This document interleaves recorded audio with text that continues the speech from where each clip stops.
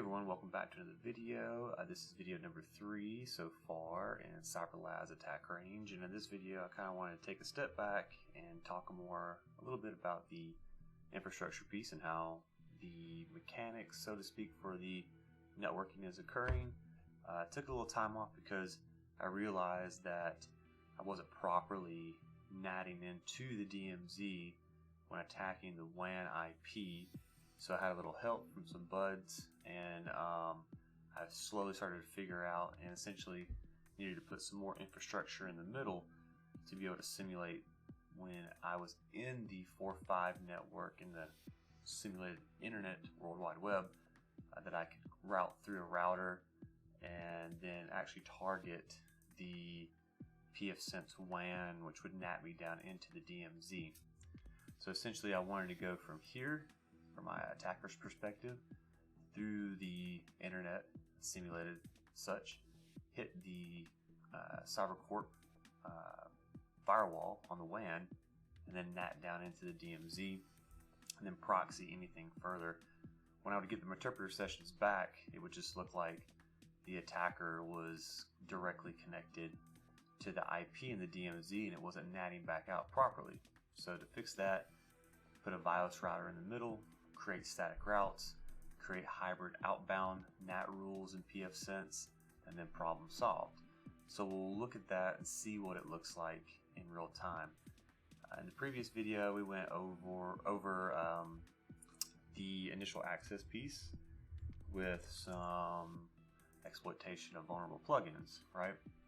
So now we're going to take a step back and look at it one more time and see if we can actually see me as the attacker connect to the simulated CyberLabz Corp WAN IP and NAT down into the DMZ properly, so that we can further enumerate and exploit, right? If that makes sense.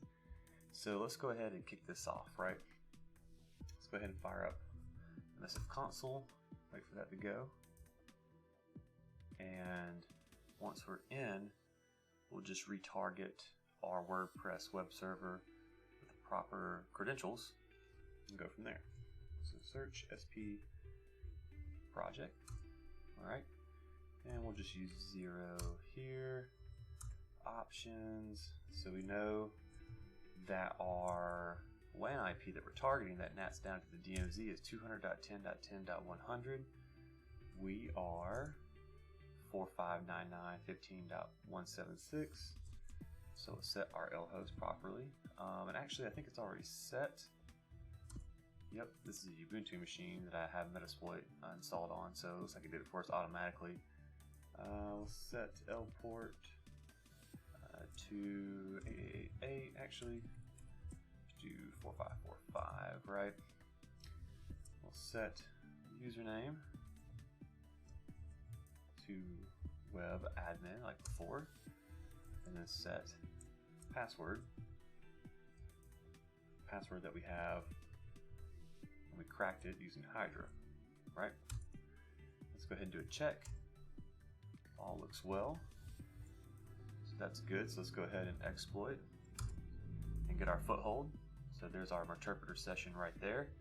And as you see, we are directly connected to the WAN IP, right? So our attacker is connected to the WAN IP on the firewall.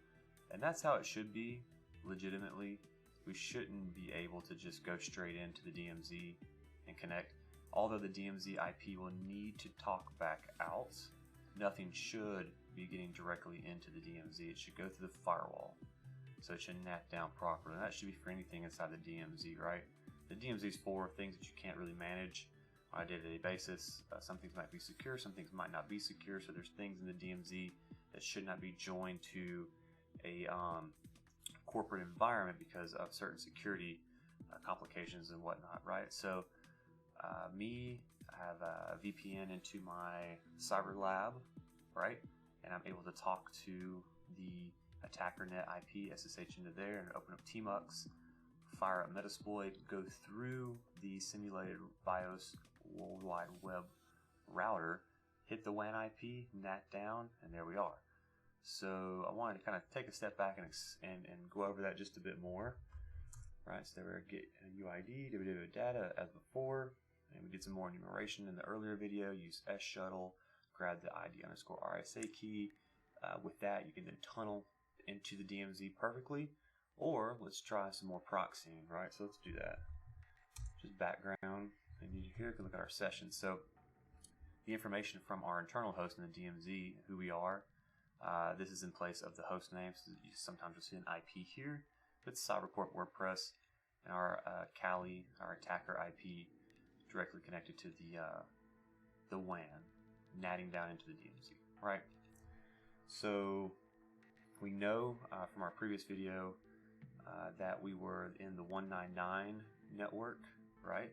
So what we need to do is we need to set routing so that we can proxy or do any additional scanning, right? If that makes sense. So what we can do here is we can do a route add. So route add 199 200 15.0 WAC 24 to our session, right, which is our session 1. And then you can do a route print and see that we have our route. Now we can do some more scanning if we would like to, right? We know that there is a Confluence server in that subnet as well, and so we can just quickly scan that IP to make sure our scanning capability is working correctly via our route setup, right? So, and then when we exploit that, you'll see how we are officially natting out through the firewall properly when we exploit that vulnerable Confluence server. So what we're going to do is let's search for port scan, and I think I'm going to use the TCP one, so that'd be 5 right there. So let's use 5 options, set our host 199 200 15.240, and we know that the Confluence server had a port of 8090 running on it, right? So we'll just set port 8090 for now. All right, and then what we can do is just go ahead and run that scan, and you see that that port is indeed open on that host. Okay, which is indicative of the Confluence server running on port 8090, as we did some of that enumeration on the host when we were using Nmap on our foothold to scan the environment. Some of that might be a better way of going about it. Your interpreter session might not always be so stable, so you might need a few different ways of going about doing additional scanning through your proxy or through your tunnel or something like that. So just a few avenues of approach. We'll try to stick with Metasploit as much as we can for this. So now we need to proxy the exploit to the 240.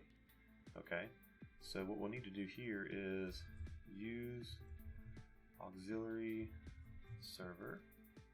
It's going to be SOX proxy. Okay, and then you look at options, and we're going to use SOX 5, and our route is added.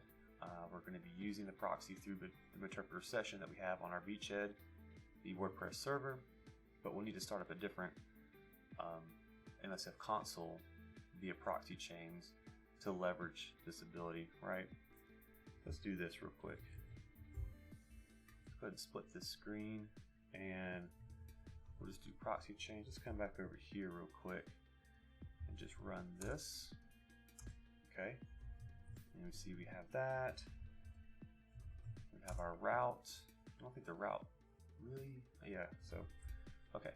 So proxy chains, MSF console, start that up.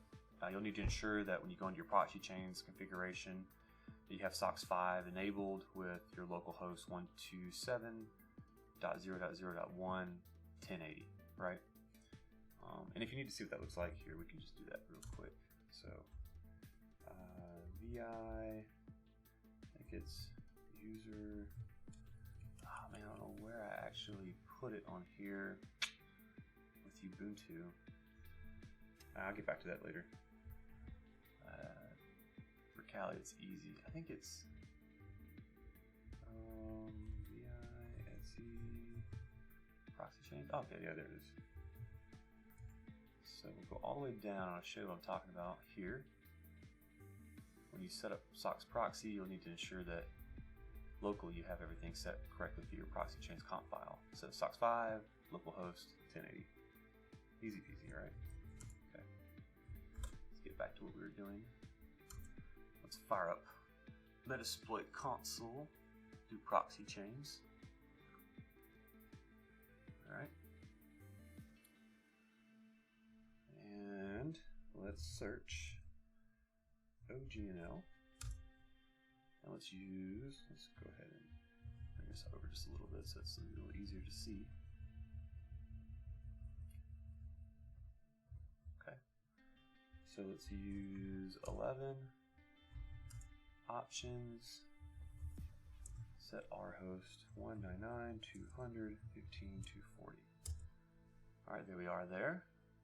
And let's go ahead. Our L host is already set as 176 on 4444. I believe that should do the deal. Let's go ahead and check. And it's going through the interpreter session to check that host to ensure that it is indeed running the specified service to conduct the exploit. The Confluence server is running what it needs to. So, okay. So it seems that the target is vulnerable. So let's go ahead and exploit.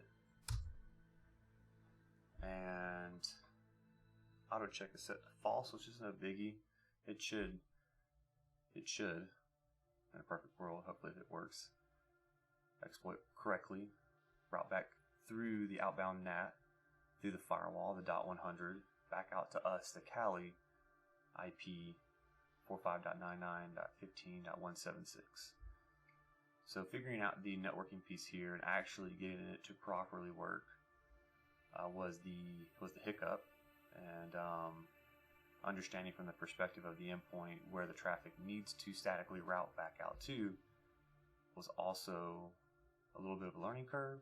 But doing things like this is really enjoyable to help you learn how everything's working, doing it from scratch. And so you see here, we targeted the 215.240 through our initial foothold through proxy chains. But as you see, the outbound NAT is working correctly coming out of the DMZ because it's coming all through the firewall, right? So if we get UID, we're root, okay? New processes and things like that. You can go ahead and get a shell since we're root. And you can just do ls or ID, right? Change the root. This shell's kind of wonky, really. And here we have an admin note. I really don't like this particular setup, so we can just do which Python 3. Oops. Just do some local enumeration. Obviously, Python is installed on here, so let's just do Python 3 taxi import pty, and then make sure you spawn. I think this is right so far. Yeah, it looks about right. And then bash. Okay, cool deal. So that looks a little better. Do I have tab? I don't. Oh, okay, so I have tab, yeah. There's ls. And here we have an admin node. Can we tab that? No, we can't tab that. So tab isn't working all the way. So note.text. It says make sure to create layered account on DMZ 2012 server for local management. And they spelled management with the M-N-T. Web admin. And we had web admin's creds to log in to use the exploit. So web admin seems to be not so secure. You need to fire web admin for sure. No biggie, right? So what we can do, we can Control Z this, and now we have two ways of actually scanning the DMZ. We have our foothold, and then we have the foothold on the Confluence server, right? So we can do the same thing. We can add routes. So route add 199.200.15.0.24.1. And we can do a port scan. Now we'll do it on this one in case we blow this one up. We still have a secondary, if that makes sense. So we'll go ahead and search for port scan. And we will use the TCP, so use 5. And options, and it said there was a, let's go back up a little bit.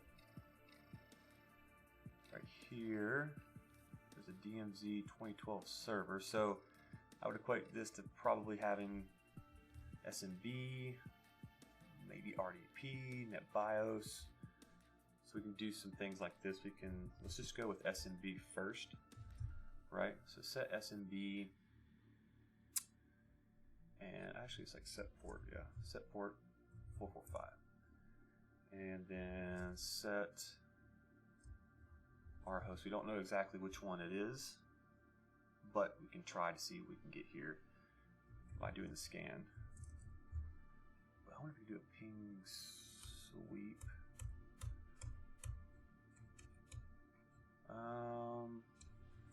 I hadn't had really good luck with ping sweeps for some reason. Let's just do port scan for now. Set port, set our host to 199.215.0/24, and then we go ahead and exploit. So this might take a moment. Had it take like anywhere from a few minutes to a minute. But while that's running, let's go ahead and look at potentially using Sliver to use as a secondary C2. So if we do happen to find a Windows 2012 server, we can get away from Metasploit and have a backup C2 into the network, right? So let's do that. Let's go ahead and pop on over to here, and let's SSH to Hackerman at, I think it's going to be 4599.15.212. Yeah, that's it. Alright, there we are. So let's do this. Let's just make sure we don't lose anything. Sudo tmux new session, attack S, Sliver. And there we are, tmux with inside tmux. And we don't have any profiles, no jobs, no sessions, and no beacons. So there we are. So let's do this. Let's go ahead and create a profile first while our scan is running. So profiles, new MTLS, do 4599.15.212, and we can do 443 just to be on the secure side. And then format is going to be shellcode, and then win shellcode is what we'll call it here. And valid usage of new. Oh, I didn't put the tag. There we are. Okay. And let's go ahead and stage our listener. So stage listener, and you're going to be the URL is going to be HTTPS, right? 4599.15.212, and let's use 5555. And the profile we're going to use is win shellcode, right? So let that build. Let's come back over here. Oops.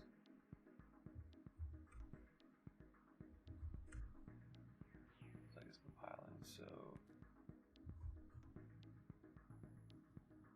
all right. Looks like we're getting some hits here. We do see that 23 has 445 open. Cool. Sounds good. Let's let that roll for a little bit longer to see what else we come up with. It is very slow. 52 out of 256. It's going to take forever. So let's just focus on what we're doing over here, right? Okay. So, boom, that's good. And let's go ahead and start our MTLS listener. 4599.15.212.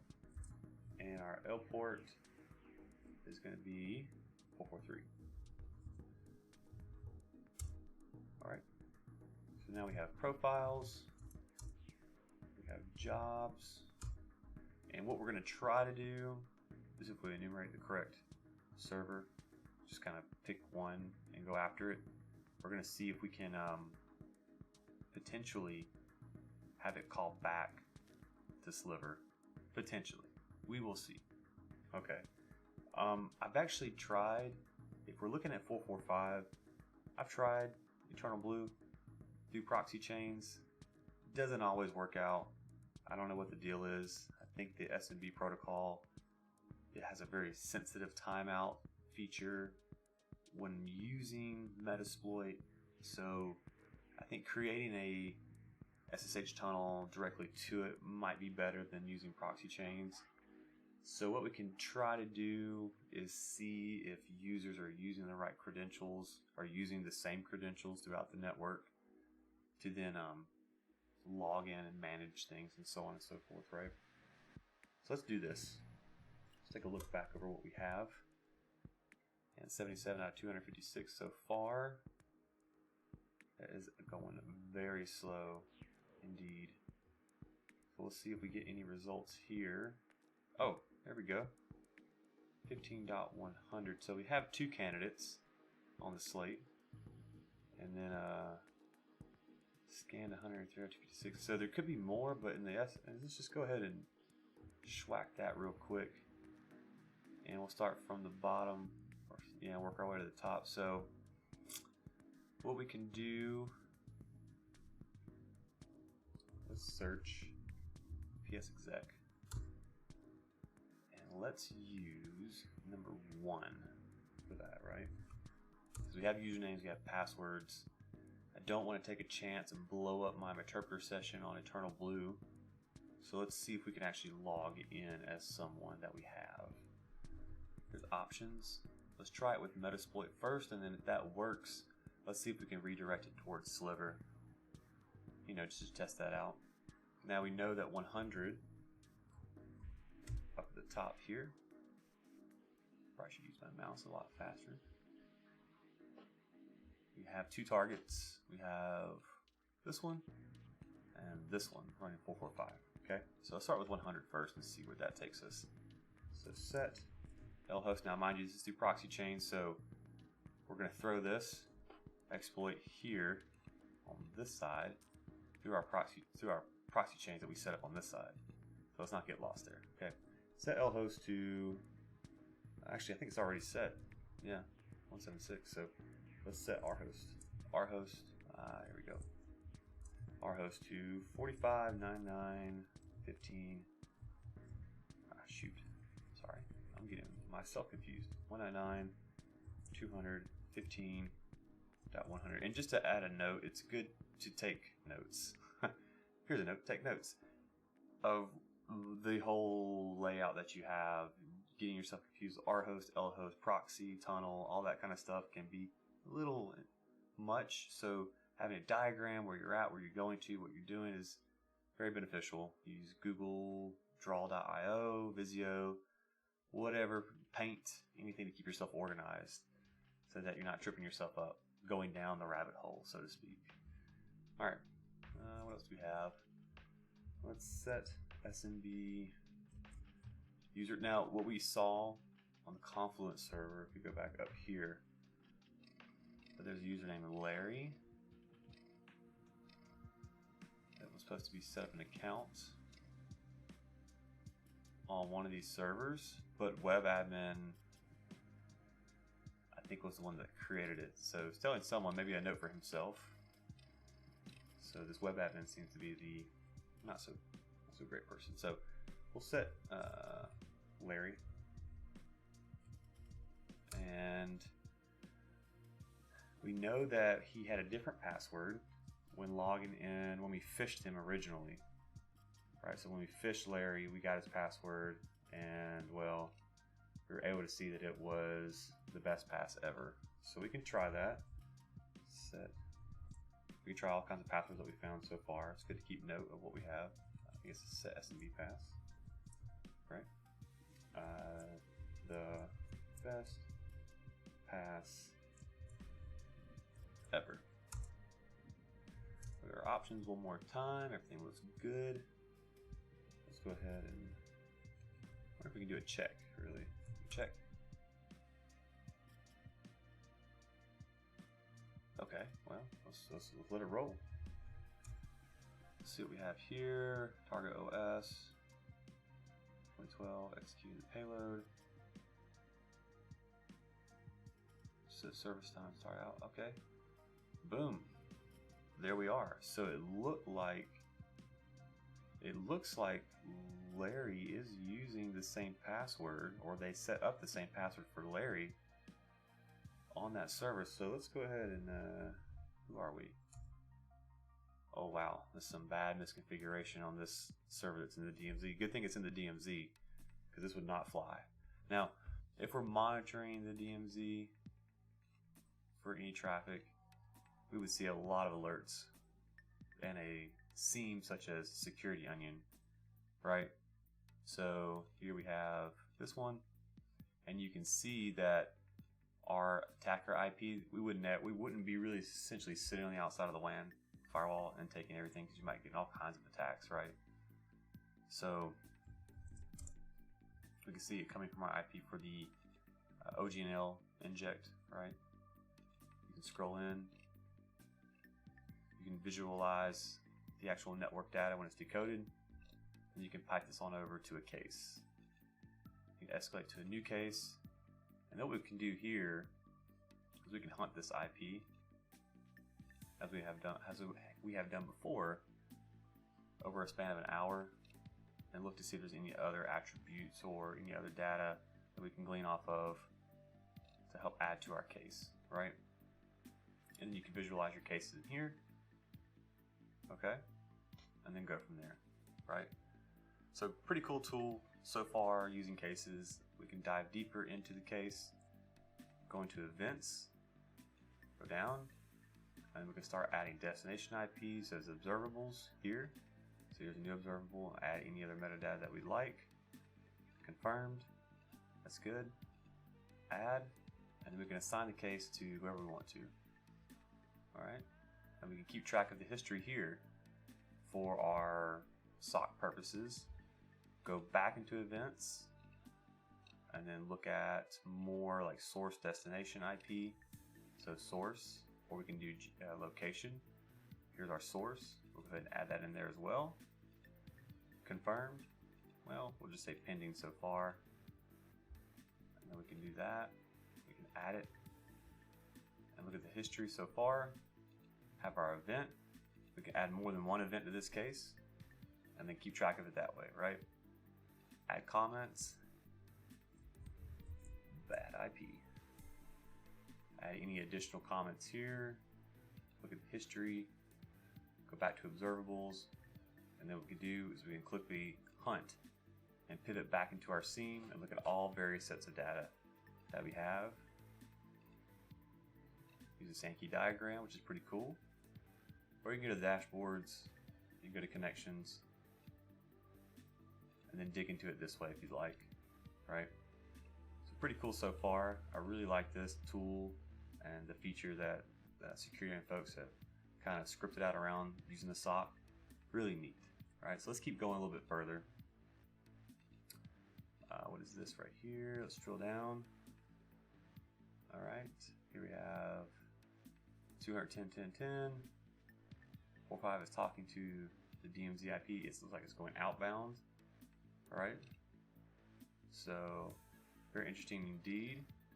You can add this to another case here.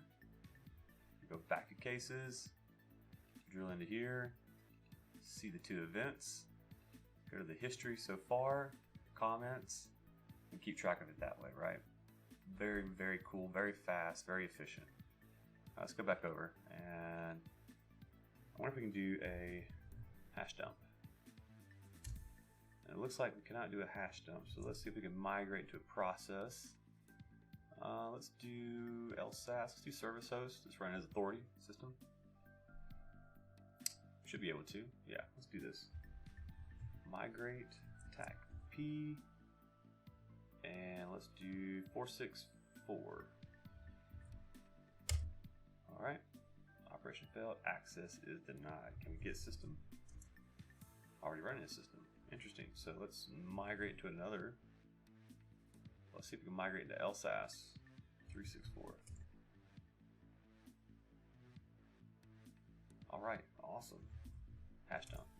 Boom, there we are. Now we have Larry's hash. And if there are any more misconfigurations, we can then do some more local enumeration and see if there's any connections further into the Corp network from here. But let's take a pause and see if we can get it to call back Sliver. And I haven't done this yet. I've only kind of read about it and I kind of know the way to go about it. So it's background, right? Obviously, you want to make sure you're saving your data, your hashes, where you're at, so on and so forth. Right now, technically speaking, we have gone through the vulnerable WordPress server. We have a foothold in the environment. Now we're going to go through potentially a dual NIC host or some host that has a route into the network and pivot further to Corp network, right? We're going to move that way. We're going to attempt to. I'm not saying it's going to happen, but we're going to try. Let's go back to here, right? Let's look at this options real quick. And some things that we do need to set and keep in mind here is that our Sliver server is on a different IP, the 212, different ports it's listening on. So what we want to do, we want to try to redirect the exploit back to Sliver so we can rely on a different C2. Maybe see what that looks like, right? So let's go ahead and set this up. We've already set up our profiles, our jobs, our listeners.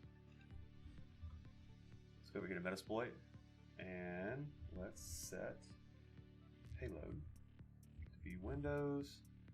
I think it's Windows x64 custom, and it's going to be reverse HTTP, right? It's going to be a custom exploit. We're going to need to point it towards, I believe it's going to be towards our stage listener, if I'm not mistaken. Yeah, 5555, right? There we are. Cool. Then we need to set LURI a.wolf. It's 2 Fs. Yeah, and I think that's it. Pretty sure that's it. Everything looks good. That's good. That's good. Oh, you know what? 4599.15.212. Because we are the 176 and our Sliver server is the 212, right? Cool. Let's just see if it works. If not, then we'll kind of close this video up, and the next one we'll attempt to pivot further into the Corp network. Okay? Let's let it fire off. No shellcode file provided. Do you need a shellcode file?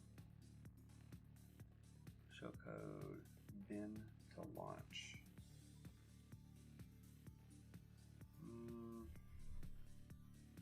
Let's do this. Set disable payload false. Yeah, no, we don't need one. We want Metasploit's payload originally. Okay, there we are. Cool. Let's see if this works.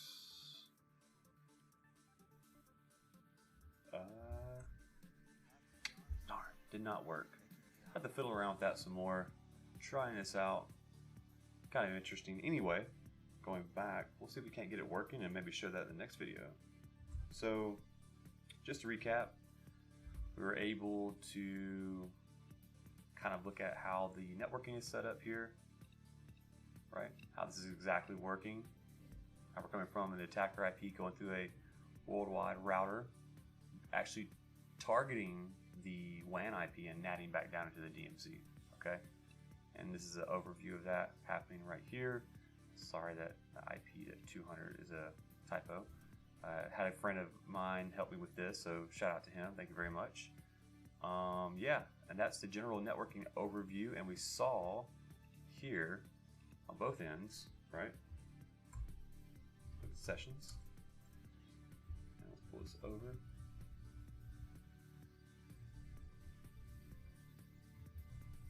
Okay. Here we are. Our 4.5 is actually talking to the WAN IP, even though we have a foothold on the server in the DMZ. And the same goes for this right here, right? We have a foothold from our attacker IP, natting through the firewall and actually going down. So here you can see it a little bit better. All right. Our Corp Confluent server, we have root access on from our attacker IP, going through our WAN IP, natting down to the actually true destination. And the same goes for our Windows server as well. So I just want to take a step back and explain all this and kind of show it, some scanning techniques using Metasploit, some different ideas. And the next video, hopefully we'll be able to demo using an RCE or some sort of remote exploit, have it call back out and hit sliver C2, and then using whatever we can leverage in the armory as far as extensions and stuff like that go, to be able to then potentially laterally move into the Corp network. So bear with me. Hopefully I'll put that out in the next week or so. In the meantime, put some comments down below. Let me know what you think. I'll put some links in the description as well. And you guys have a great and wonderful weekend, or day, or night. And I'll catch you later.